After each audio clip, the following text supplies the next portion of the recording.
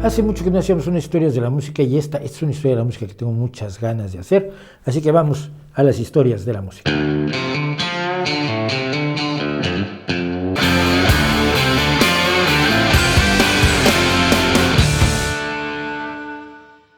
La historia es la siguiente. Hace muchos años yo estaba o me metí un poco en el debate de dónde venía el nombre rock and roll, que denota más que yo creo que más que un género musical. Entonces, primero que nada, las versiones son distintas por todos lados, pero al final parece que todas confluyen como ríos que van a dar a la mar, que diría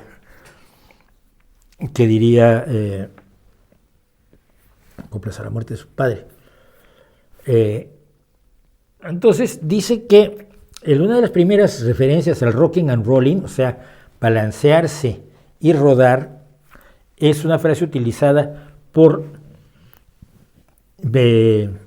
marineros del siglo XVII para describir el movimiento de un barco. Balancearse y rodar, era eso, sí. También los afroamericanos, o sea, los esclavos negros en Estados Unidos, los afroamericanos se me caen muy mal. A mi sobrino un día le dijeron, oye, pues tú eres afroamericana. Dice, pues difícilmente, porque soy haitiana y española, entonces no me veo yo muy afroamericana. Pero rocking and rolling era utilizado por los esclavos negros en los espirituales con una connotación religiosa, la connotación de mecerse cuando estás, sobre todo en un trance de los que facilitan ciertas prácticas religiosas, ¿no? Pero también existe una observación interesante. Tu rock and roll es usado en por muchas distintas fuentes como una forma de hablar de la práctica del sexo, el coito.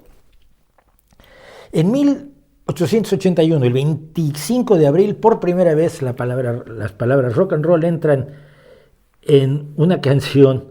El comediante John Morton, de los Morton's Minstrels, y a los Morton's Minstrels los tengo aquí.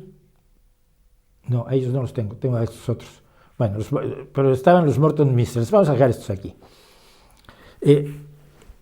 Hicieron la canción Rock and Roll como parte de un repertorio de canciones cómicas en un concierto en el Teatro Real Victoria en la Columbia Británica, en Canadá.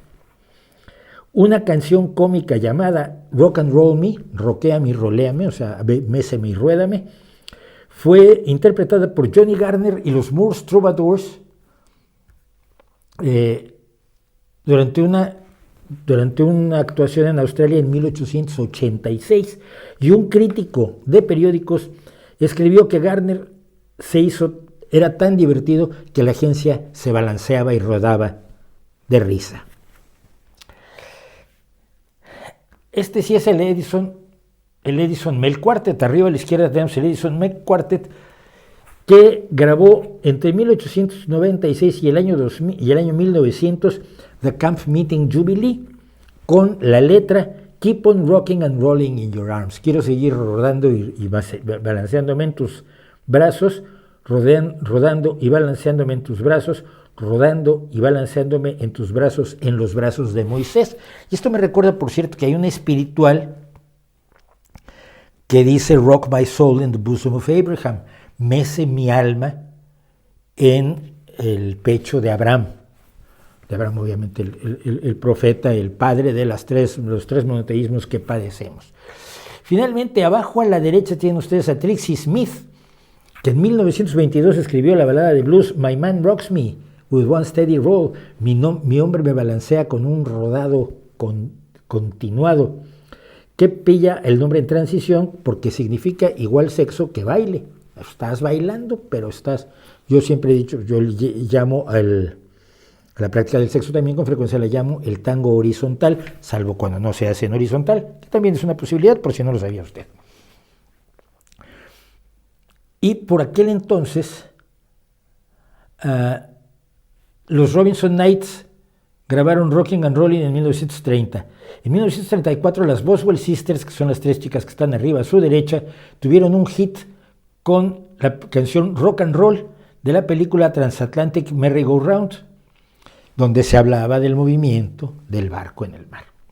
En 1935 Henry Red Allen grabó Mete el ritmo en tus pies y la música en tu alma, que incluía la letra: si Satán empieza a molestarte, empieza a ser rock and roll.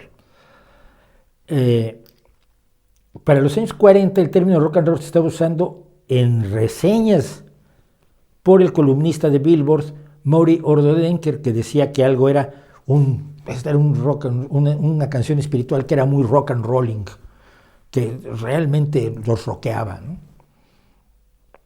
Y por esa misma época, en 1951,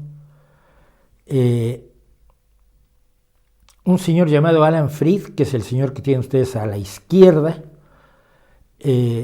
un disc jockey, le llamaban no a los disc jockeys, sino a los presentadores de la radio que decidían qué música se ponía, hablaban y ponían música al mismo tiempo, discos de 45 revoluciones por minuto, que era como venían los sencillos en aquel entonces.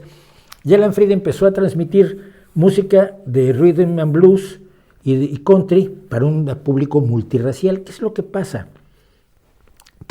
Mucha de la música de la que hemos hablado era música de la que llamaban racial, era música solo para negros, de negros para negros.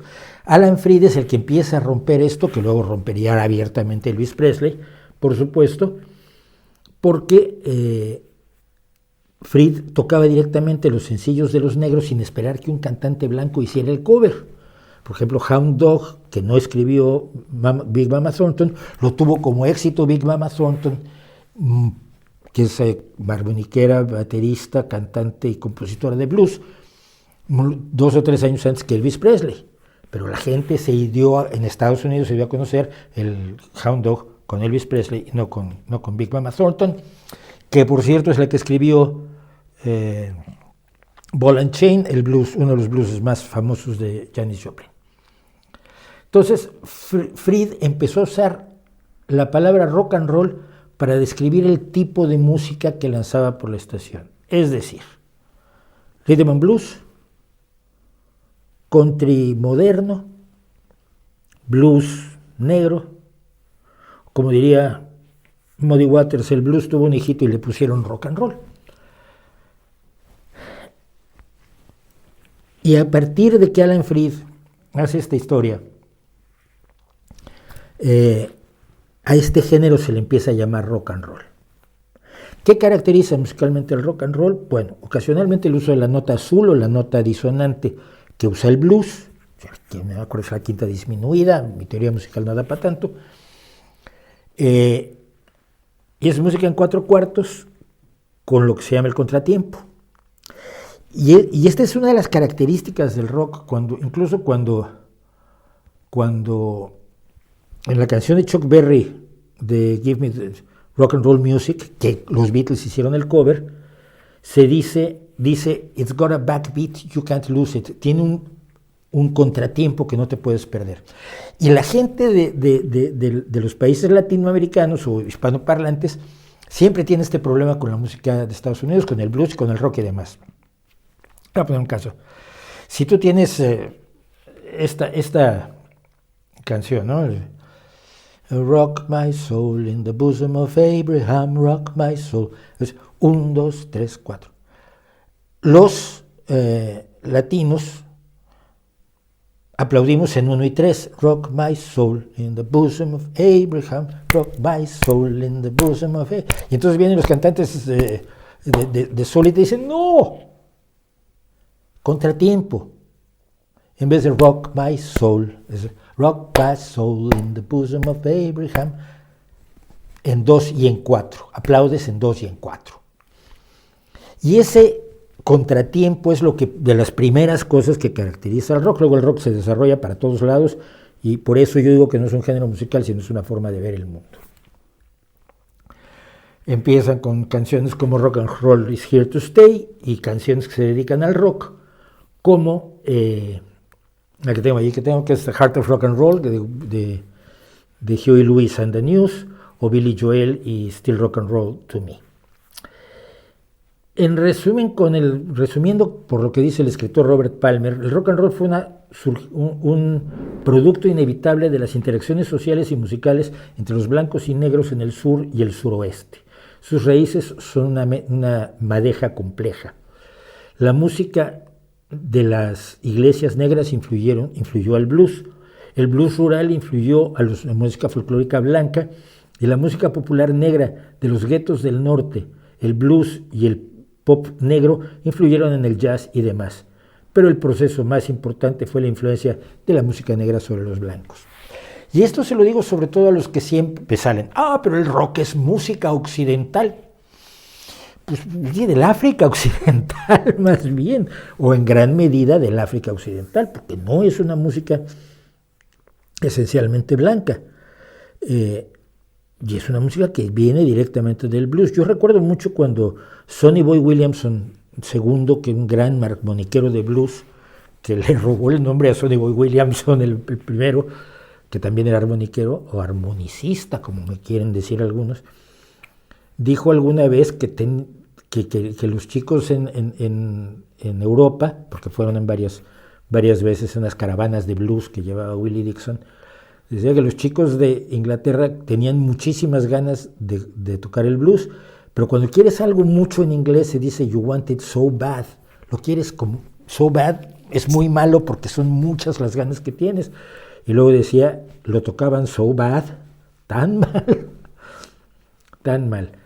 Pero, dicho todo eso, reunimos más o menos cuáles son los orígenes de esto que acabamos llamando rock and roll y que luego adquiere una variedad absolutamente increíble, pero para mí, como dijo Billy Joel, sigue siendo rock. Cuando me dice, ¿te gusta el metal? Pues hay cosas que me gustan de metal, hay cosas que no me gustan de metal, pero el metal es una parte del rock. No, pero ¿te gusta el grunge? Sí, hay cosas que me gustan de grunge, pero el grunge es parte del rock. Y el punk, pues el punk es mi era, es mi época, y además yo estoy metido en el punk celta hasta decir basta, pero es una parte del rock.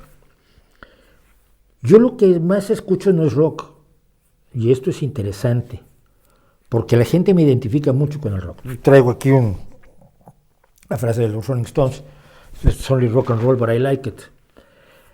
No es lo que más oigo muchísimo folk, oigo muchísima música popular, oigo muchísima música clásica, soy enamorado de la música medieval. Pero mi primer libro de poesía fue un disco de rock, un disco para el renacimiento del rock, imagínate, lo escribí en los años 80. Luego una de mis 4 novelas está dedicada, ya no me acuerdo si escribí 4 o 3, fíjate, pero una de ellas tiene como protagonista un grupo de rock de barrio, de ese en el que estuvimos todos y que nunca iba a lograr triunfar, pero bueno, nos sentíamos importantes cuando conseguíamos ensayar en casa de alguien que su familia y sus vecinos nos lo permitían durante un par de horas, ¿no? Y el personaje de La música de los perros, que es mi novela, que acabo de republicar, por cierto, de reeditar en electrónico, está en Amazon si le quieren comprar, La música de los perros, está baratísima. Es la primera novela de rock, de música, de policíaca, con tema de rock, con un grupo de rock como protagonistas.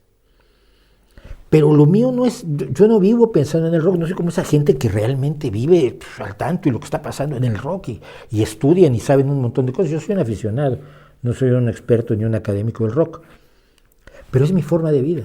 Lo que he descubierto con el paso de los años es que así esté yo escuchando boleros, que ahora oigo menos, o esté escuchando la música de Perrotin del medievo, o de Hildegard von Bingen, o esté escuchando gaiteros escoceses, que me encanta la gaita, es uno de los instrumentos que más me gusta, o sanfonas, lo hago con una actitud de rock.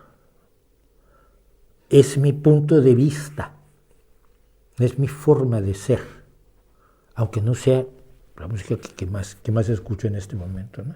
Y eso me pareció interesante comentarlo, aunque tenga muy poquita relevancia, lo sé, junto con esta historia del rock. Por cierto, a mucha gente no le gusta que Alan Freed haya sido el que le puso el nombre al género, porque Alan Freed fue protagonista años después de un escándalo enorme, que era el escándalo de la payola.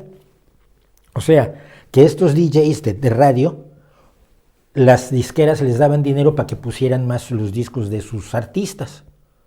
Y claro, estos ponían más esos discos, la gente los oía más, por lo tanto era más publicidad y se vendían más los discos y la gente iba más a los conciertos. El negocio grande eran los discos en aquel entonces todavía, más que los conciertos. Y Alan Freed fue el gran protagonista, porque por lo visto se metió grandes cantidades de dinero con la payola de varias disqueras, y entonces a muchos les molesta que este delincuentazo pues, haya sido el padre del nombre de la forma de vida a la que le llamamos rock.